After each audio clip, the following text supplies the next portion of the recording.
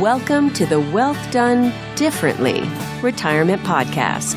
Danielle Howard, a certified financial planner, shares insight into the financial tools, techniques, and temperaments needed to make the most of your retirement dollars and relationships. Danielle bridges the gap between Wall Street and Main Street, bringing complex financial topics down to earth. Danielle will educate and inspire you as you define and refine your version of prosperity. Hello and welcome to podcast episode number 2 with Danielle Howard. This is a great opportunity for Danielle to walk us through just who she is philosophically and really what she believes as a financial services professional. And our podcast title today is Down to Earth.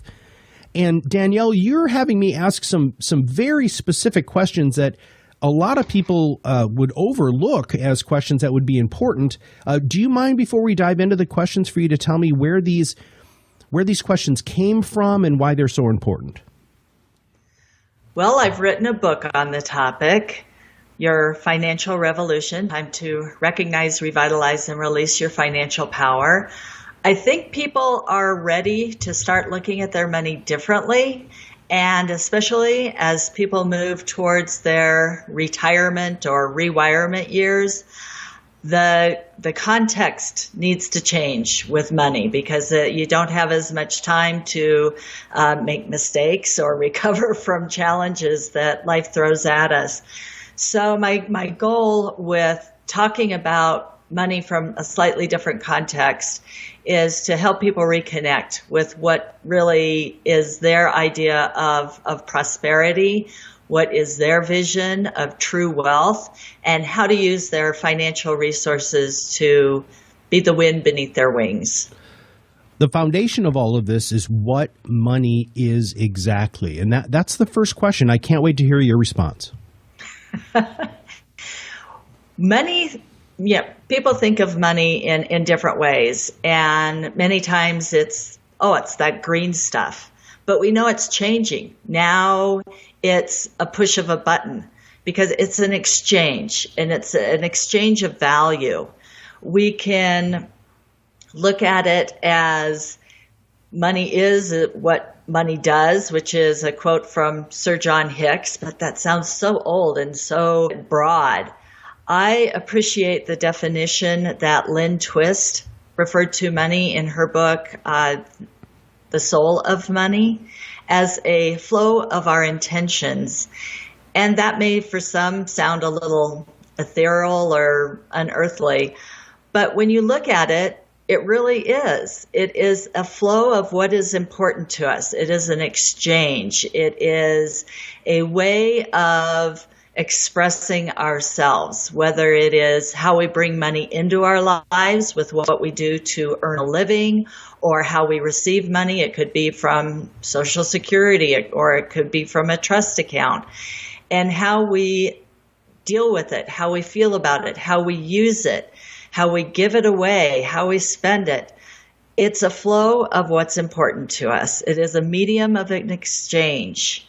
What does money mean to you, Matt? Well, I mean, you really hit the nail on the head with a lot of those things. And I think that how we define money really affects how we interact with that flow, right? I always thought it was something that allows you to gain more freedom, right? So, but that's not always true, Danielle, right? I mean, sometimes when you have lots and lots of money, you actually have even more restrictions on your life. So one of the reasons why I'm so excited about podcasting with you is I know you're going to challenge not just my feelings surrounding money, wealth, retirement planning, and really this whole idea of the financial revolution, but you're going to be challenging the listeners too. So I love that. I think that's fantastic. And you say that there are 3 major financial hurdles that people have to go through, and this is all connected. So do you mind answering that? What are those 3 financial hurdles? Well, it's not what you think. Many people just go with the context of what the world is telling them. When I ask people that question, I hear things, well, I need to get to retirement, or I need to get out of debt, or I should create a budget. And that's very surface. It's very tangible. Those might be things that you can put a quantitative number to, and they're still important, and there's still things that we need to deal with. But to me, we have to look at the financial hurdles as residing much deeper. They're much more profound, and they're even more challenging to overcome than those ones mentioned above. So people can be, maybe a little challenged with that thought that, wow, it's more than saving for retirement. But I really feel if we can connect with these hurdles, that it will be much more effectual in creating financial health in our lives. The first one is discontent. When you think about being discontent with your money, does that resonate with you a little bit? Absolutely. I think we all wrestle with a variety of things around discontentment. It may be about inequality. That's a big one in the news nowadays.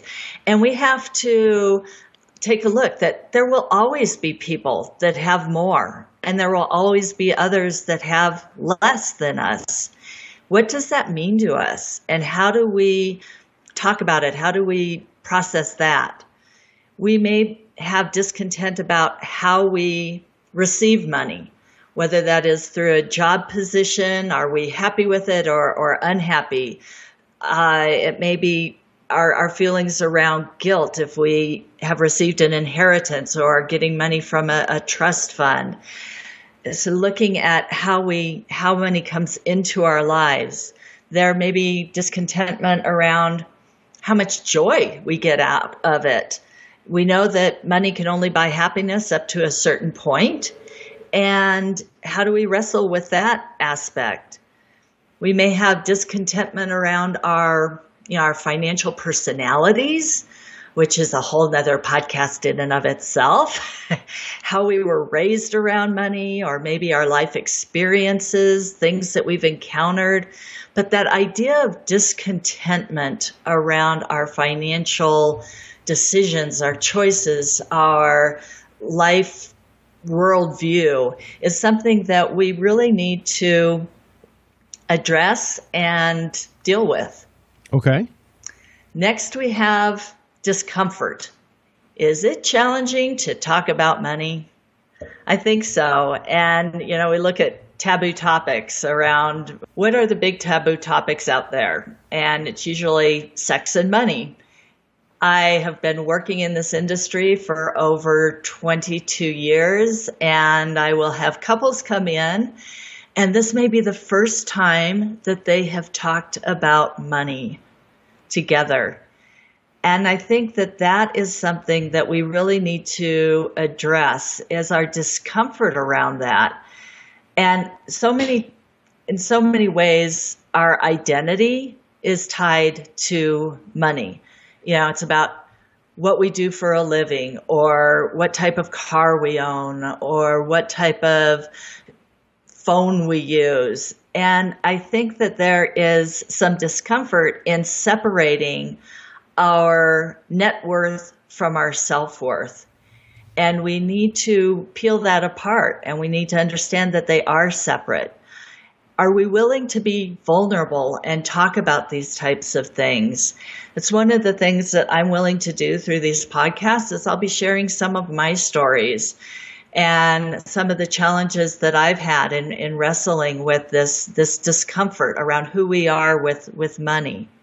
Well, the third piece. I'm sorry. Hold on. I want to just highlight just a couple of things there that I don't know if you might have heard, but I think you made my head explode there for a minute. The whole idea of net worth versus self-worth, and we are going to talk about that on later podcasts, and I just wanted to highlight that because, I kind of know the direction that you're going here, and you started with discontent, and then you moved to discomfort. Is the third one a dis too? Let's stick with that, sure. Let's look at distrust. Okay. How many times I think our industry in itself, let's look at the financial services industry, and we have a lot of ugliness out there. When I talk to people and people go, well, what should I be looking for in a financial advisor? Or you listen to maybe other podcasts or you've read something, and they say, find somebody you can trust. How do you do that when it's hard enough for us to trust maybe even the people in our own household? I think we've all maybe kept a money secret from somebody close to us, maybe a small purchase, or I've even heard of people having, private bank accounts or money stash places where other people don't know about it. And I think that whole idea of learning how to trust each other, whether it's in our intimate family relationships with maybe spouses, it may be children, it may be parents, but how do we move through that idea of financial distrust? And the financial services industry is just riffed with it. I don't think anybody trusts the government. I don't think anybody really trusts the financial services industry. I think a lot of people wrestle with how do we purchase products that meet our expectations, or who do we trust when we're making an online purchase? So there's a lot of distrust around financial choices and products and services and, even conversations within our own households that I think is a huge hurdle that we need to overcome. So those three financial hurdles are discomfort, discontent, and distrust. Now, again, all of this flows into your big picture philosophy on people's relationships with money, and not just that, the kind of conversations you need to have with your financial services professional. And I have heard a lot of people talk about financial health. I'm excited to hear how you define that. What I mean by financial health is taking a look at those three hurdles and realizing that they're not numbers in nature. They're more subdued. They're more internal. And then with financial health, we need to define it for ourselves. I like to compare it a lot of times. I love using analogies, and you'll hear me talking about nature a lot, but I also use the analogy of our physical health. And this is a good one to compare financial health and physical health. We know that if we have food in the refrigerator, that doesn't mean we're eating healthy for our own personal body types. There's a lot of research out there that shows, some people need a certain type of diet, and there's not one perfect fit for anyone out there. So just having money in the bank or investments in a 401k or having a life insurance policy doesn't mean that you are financially healthy. If you have access to a gym, do you know how to use that equipment to best accomplish your goals? It's the same with your financial tools that you may be using. Do you know how to use them as your life is changing? I know that I can't use the tools at the gym, the equipment at the gym in the same way at my current age as I did when I was 20 years younger. So things need to change, and our financial choices need to change. Our financial tools need to change in order to help us accomplish our goals, especially as we move towards that retirement years, those retirement, looking at retirement in a different context than we maybe previously have. I don't think that financial health is a destination. It's a journey. It's about making intentional financial decisions and strategic changes all along the way. So if you look at your physical life and you look at what are you doing differently now than what you did 10 years ago, you know that changes need to happen. Mm-hmm. And it's the same thing with our financial health. You also talk about financial seasons. So as this is an entirely fluid process, what are the personal financial seasons? We're going to talk a lot about seasons in this podcast. And again, my goal is to help people understand money in a little bit different way. I get to live in beautiful Rocky Mountains, Colorado. And as we discussed earlier, I've got a river running right outside my door. So I get to see the distinct changes in seasons around here. We've got spring, summer, winter, fall. And I love the idea of comparing not only our personal life seasons, but what does it look like to imbue that with a economic season, and what does it look like to take a look at the financial season? So let's define it a little bit more. We know that there's a continuum, that we're fortunate to experience spring, summer, winter, fall over and over and over again throughout our lives. And our first distinction is knowing that life season there's a finite beginning, starting at birth and ending in death.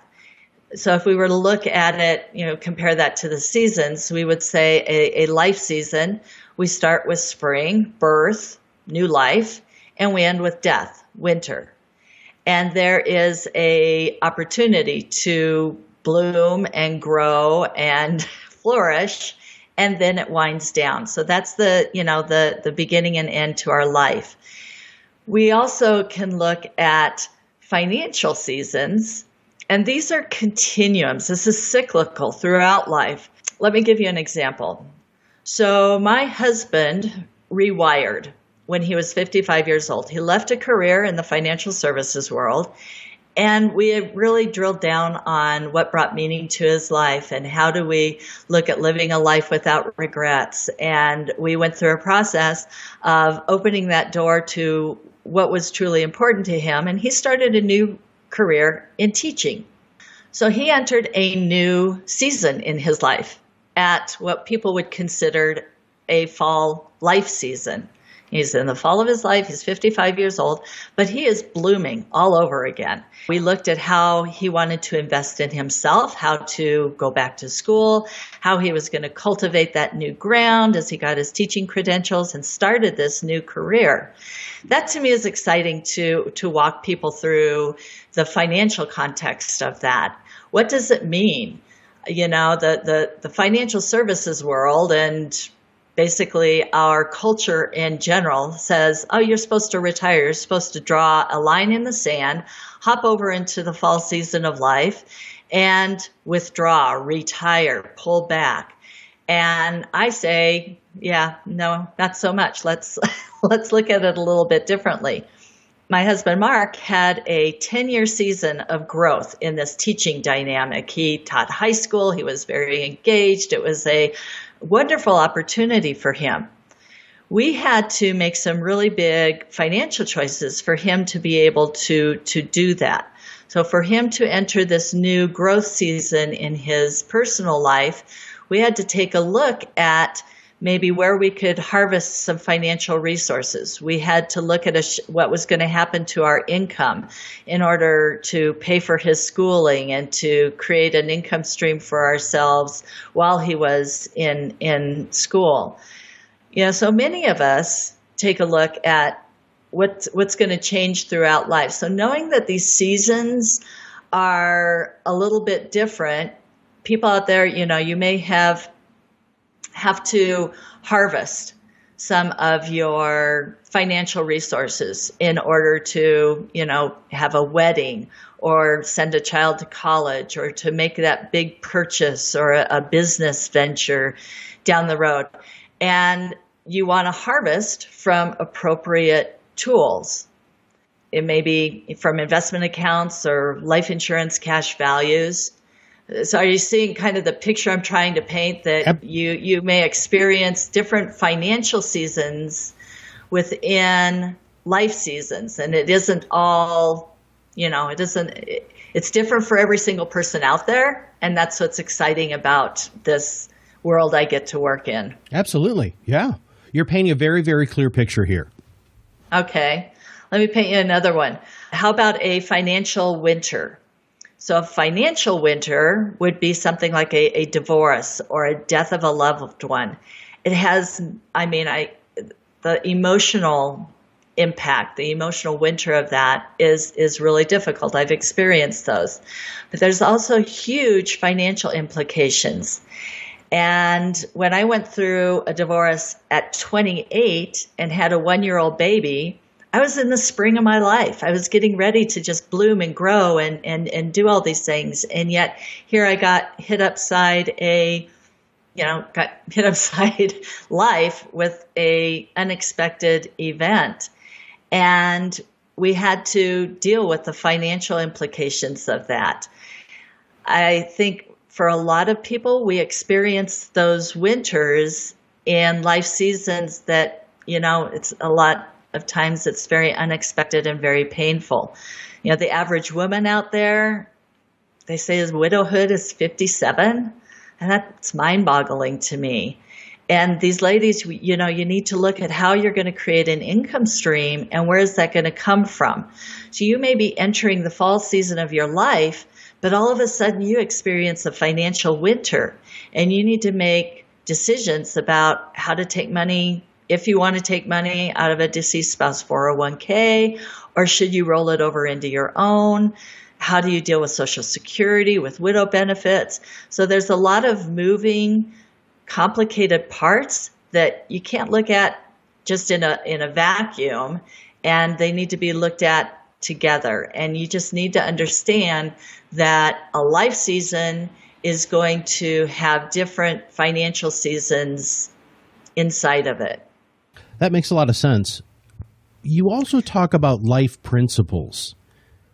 And I love how all of this just seems to seamlessly fit in together.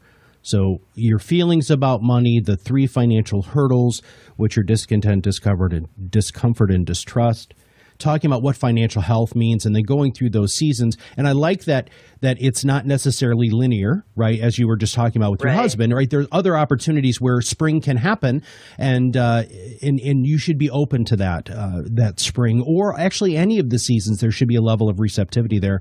But now you talk about the 6 life principles. Help us understand, because this is very foundational, right? Let's talk about the 6 financial principles, or the 6 life principles. I'm sorry. All right. The first one is, I think we all want to have some control in your life. I'm an oldest child. I'm that type A personality. I can tend to be a control freak. Look what kind of industry I'm in, what I've chosen for a life career. But there's so little within our control. I think looking at what is truly within our control and where it circumvents with what is truly important and how we can focus on those pieces, we spend a lot of time and energy talking about or focusing on or getting upset about or worrying about the things that are outside of our control. And that's a lot of wasted time and energy as far as I'm concerned. One of the things that I've worked on very intentionally and diligently over time is to look at how I want to spend my time, my energy, my financial resources, to focus on the things and to fully embrace what is within my control, and understanding that we have so little control. We don't have control over what the markets are going to do, but we can control how we are asset allocated, or we can control our diversification, or we can control, looking at our tax returns and deciding, can we be more optimal in how we're taking money or being efficient with income streams, or how we're protecting our financial resources, and how those things that are within our control support us in what is truly important in our life. I think we need to address what is within our control, and we need to make intentional choices about what we do with that control. Another piece is the idea of divine timing. There's a lot of get-rich-quick schemes out there. There's a lot of, oh my gosh, price to earnings ratios are so high, and how should I deal with our current economic environment? We know that we want to embrace the financial seasons, the life seasons, the economic seasons, and we know that those are all going to meld together for our benefit if we're aware of them. So I think it's important that we understand that there's divine timing out there. The seasons are going to happen no matter what.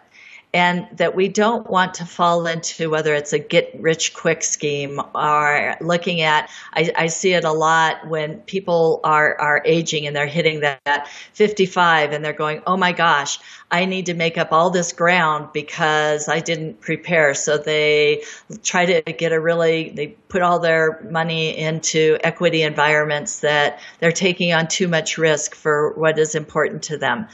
And I think if we understand that there is a divine timing out there and that there is no such thing as get rich quick, and that we plan and prepare and embrace that it will serve us well. Next one is giving is foundational. Many people think, well, I'll just give if there's something left over to give. And in scripture, we've heard it's better to give than to receive. There is something to be had when we understand the power of giving, and that giving is foundational to what a healthy financial life is all about. When we can find, whether it's the nonprofits or the organizations or the people that we want to have a flow of our financial resources, just a piece of it go to, and that we get a sense of, if we're able to give just a little bit and start somewhere, it starts coming back to us. And we want to know where our hearts are at and what's important to us. But that giving is foundational, and it not only makes you feel good, there's all sorts of scientific evidence that giving it releases endorphins. It makes you feel good. And that if we can start doing that more as just a foundational piece of who we are, that will build our financial health in the long run. We also want to embrace the idea of we want to grow. We want to continue to grow. And knowing that growing is not only financially, but we want to grow in our personal life and our relationships. We want to grow intellectually. We want to grow our financial assets. Again, as we look at what changes when we move into the rewirement season of life, many people think let's just draw the line in the sand and take money out of our accounts, and it's not really important to grow it anymore. I think we do. I think we need to continue to grow our assets, but I think it's important that we need to understand why, you need to define your why for wanting to continue to grow, especially your financial assets. If it's only about, I want bigger barns, I want to buy a bigger house, that is ultimately going to leave us a little, discomfort. We'll end up facing those hurdles again. So you want to define your why. You want to look at why is it important for you to keep growing, to keep intellectually growing, to learn something new every day. The financial markets change, the ways you invest change. The old idea of when you retire and you don't tap into principal and you just cut coupons from your bond portfolio because you're only going to be alive for 10 more years. That doesn't exist anymore. We're in a whole new world of not only investing, but how long we're going to live. It may be 30 years. And understanding what needs to continue to grow in that new life season that you're in is so important. I really appreciate my parents in this regard. My dad he'll be 85 this fall. My mom is a few years behind, but my dad continues to learn new aspects of his investment software. And my mom is still teaching water aerobics and needs to remain certified at a beautiful young age of 79. So they've set that lovely example for me of how you continue to grow even in the fall season of your life. Another principle that I think is really important for everybody to understand is that we need to use our resources wisely. It's getting harder and harder.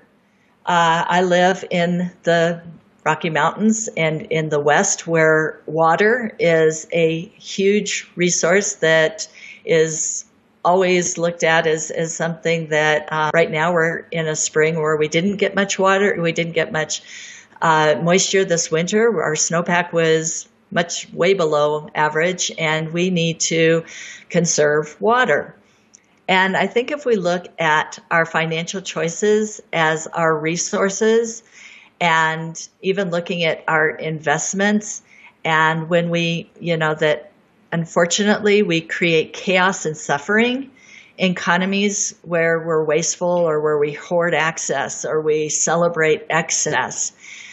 I think it's important that people look at what does it mean for me to use my financial resources wisely as I determine how much is enough for myself, as I determine how I want to invest, how I want to grow. That if we can use our resources wisely, that we will still have a thriving economy, that we can still, discern between our needs and our desires and use things and have enough for ourselves and share what we have with others, and that we can create a beauty in our lives. The final principle that I truly appreciate is that idea of interconnectedness. Edward Lawrence is an American mathematician, and he's a pioneer in what they call chaos theory, which is way beyond the scope of my bandwidth. But what he talks about is the idea of the butterfly effect, and that each choice we make is a small change, and that it has a effect on something down the road. And this is where we really need to start taking a look at taking our financial power back. I think one of the challenges that we have nowadays is that we've gotten so disconnected with our financial choices because we can push a button or swipe a card, and we are losing that intentionality. And we're losing the idea that, wow, when I make this choice, what is the impact on somebody else? If I go into a coffee shop and the only reason is for me to get a cup of coffee, and I don't think it through just a little bit more and go, I am supporting these baristas that are in here, and not only am I giving in exchange for something that is important for me this morning, but I, am helping them earn a living. Or do I not want to spend money on a cup of coffee? Because if I put that $5 or $6 away, I guess that's a latte, not a cup of coffee.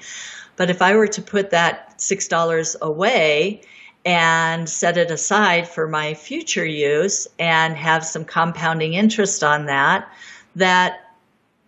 people can go out there and you can look at what the latte habit is over time, that, consistently saving, you're going to be able to build up a nest egg for buying coffee down the road. What is the impact on your family of the financial choices you make? What is the impact of the investments you make on companies that are hiring people around the world, and what kind of a work environment they have? But I think we need to claim our financial power back. We need to understand that each one of us is an important part of the whole, and that our everyday choices they've got an impact on people, whether it's the barista at the coffee shop or the person that is an employee of a company halfway around the world.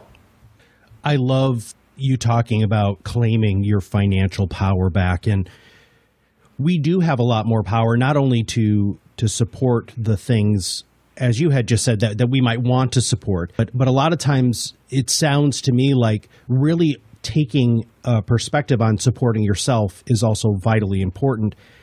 So Danielle, you have just scratched the surface of what really the next year's worth of podcasts are going to be about. Yes, sir. So I'm going to take just a quick high level a recap. So for those of you who might be driving and listening to the podcast, make sure that you take a moment and just hit the back button and listen to this one more time, because there are so many layers. What Danielle did today was she just kept peeling the onion and peeling it until we really got to that one statement, that this whole idea of her book, Your Financial Revolution, which you can get a copy of, but really claiming your financial power back, is a huge component of what we're going to be talking about on these podcasts. Any kind of closing thoughts here, Danielle, before we kind of wrap it up today? Well, I just want to encourage our listeners in several regards. One, you're not alone. And that's what's exciting to me about doing these podcasts, about starting to look at having different conversations around money, that we all struggle with this stuff. And if we can start having conversations about what financial hurdles we want to jump over to address, and being willing to being a little bit vulnerable and sharing a part of yourself with somebody close to you, how are you going to build up that trusted network? And I think as we become more vulnerable, as we start being willing to talk about more than just, oh my gosh, what kind of rate of return did I get in 2017? It was a fantastic year. Great. But it's so much more than that. So let's take a look at how can we start cultivating the conversations? What of the one financial hurdles that discontent, distrust, and what was the other one? Discomfort. Discomfort, sorry. Do you want to talk about with somebody? How do you want to start broaching that subject? And the other one I'd like for you to take away today is your why. Why do you want to have financial health in your life? What does financial health look like to you? And let's just have that conversation with somebody and dip your toe in the water of what it would look like to start doing our money differently. And something that I would like for everybody to do is to make sure that they click the subscribe now button right below this podcast. In the podcast narrative, our summary, there will be links to Danielle's website, a way for you to get a copy of the book that we're going to be talking about here for the next probably year on these podcasts. But also share this podcast with somebody who needs to have this conversation, somebody who needs to at least think about money and their relationship to money in a different way so that they can really claim that financial power back. So for Danielle Howard, this is Matt Halloran, and we will see you on the other side of the mic very soon. Thank you for listening to the Wealth Done Differently Retirement Podcast. Click the subscribe button below to be notified when new episodes become available. The information covered and posted represents the views and opinions of the guest and does not necessarily represent the views or opinions of Wealth by Design, LLC. The content has been made available for informational and educational purposes only. The content is not intended to be a substitute for professional investing advice. Always seek the advice of your financial advisor or other qualified service provider with any questions you may have regarding your investment planning. Danielle Howard, Certified Financial Planner, is an investment advisor representative of Cambridge Investment Research Advisors, a registered investment advisor. Securities offered through Cambridge Investment Research, Inc., a broker-dealer, member FINRA SIPC. Cambridge and Wealth by Design, LLC are not affiliated.